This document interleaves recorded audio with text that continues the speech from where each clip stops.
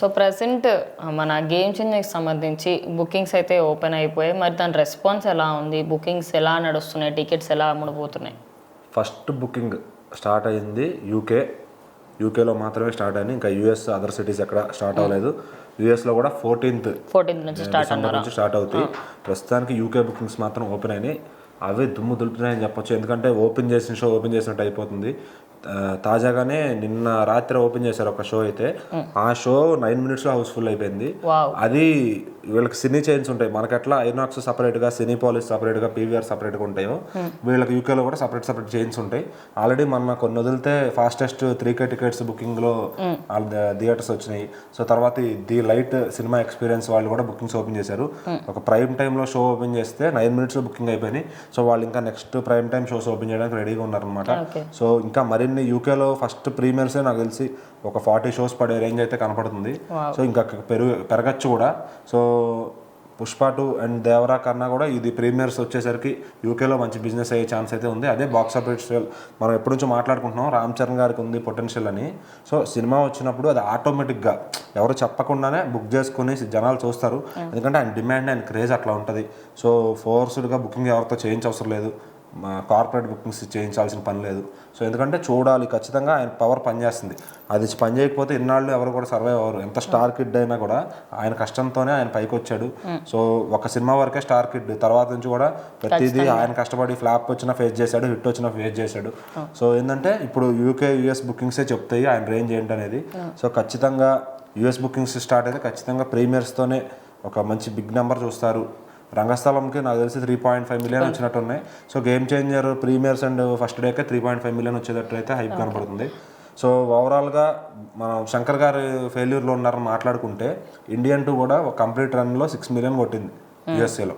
So మరి అదే అర్థం చేసుకోవాలి శంకర్ గారు పొటెన్షియల్.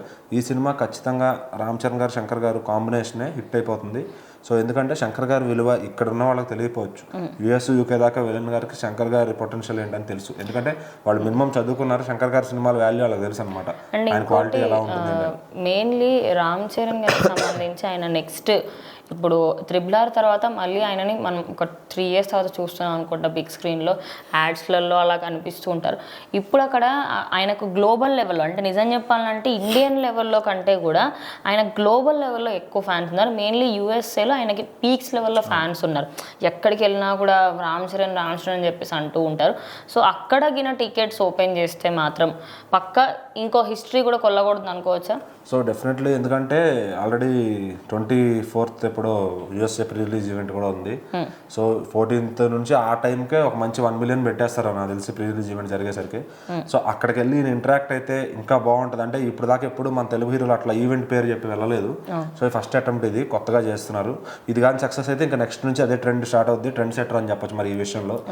ఇంకా బాక్స్ ఆఫీస్ ఖచ్చితంగా దీని గురించి మన ఏపీటీఎస్ అయితే ఎన్ని రికార్డ్స్ ఉన్నాయో అన్నీ కూడా క్లియర్ అయిపోతాయి. ఫస్ట్ డే ఓపెనింగ్తోనే ఈయన రేంజ్ ఏంటో చూపిస్తాడు. సినిమా తేడా కొట్టినా కానీ ఈయన బాక్స్ ఆఫీస్ పొటెన్షియల్ సినిమాని కాపాడుతుంది. ఎందుకంటే వినయ విజయరామ 6 years బ్యాక్ వచ్చిన సినిమా ఎగ్జాంపుల్ అది. సంక్రాంతికి వచ్చి డిజాస్టర్ టాక్ వచ్చినా కూడా 60 కోట్ల షేర్ తెచ్చుకుందనమాట, 63 కోట్ల షేర్.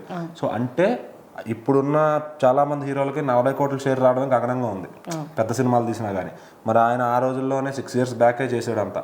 ఇప్పుడు మళ్ళీ 6 years తర్వాత ఎగ్జాక్ట్ జనవరికి 6 years అవుతుంది. సో మళ్ళీ ఎక్కడైతే ఫెయిల్ అయ్యాడో అక్కడి నుంచి మళ్ళీ మొదలు పెడతాడు ఆయన. ఖచ్చితంగా RRR అనేది అసలు మధ్యలో లేనట్టే అనుకోవాలి. సోలో సినిమా మళ్ళీ 6 years తర్వాత వస్తుంది. సో బాక్స్ ఆఫీస్ కింగ్ దిగితే ఎలా ఉంటుంది, ఆయన వేట ఎలా ఉంటుంది అనేది మనం జనవరి 10 నుంచి చూడొచ్చు. జనవరి 9 నైట్ నుంచే షోస్ 1 AM షోస్ మొదలవుతాయి అనమాట. సో ఖచ్చితంగా థియేటర్లకు మళ్ళీ బాక్స్ ఆఫీస్కి పండగ వాతావరణం తెస్తాడు ఖచ్చితంగా. ఈయన వచ్చినప్పుడే పండగ, సంక్రాంతి పండగ కన్నా ముందే గేమ్ చేంజర్ పండగ ఉండబోతుంది.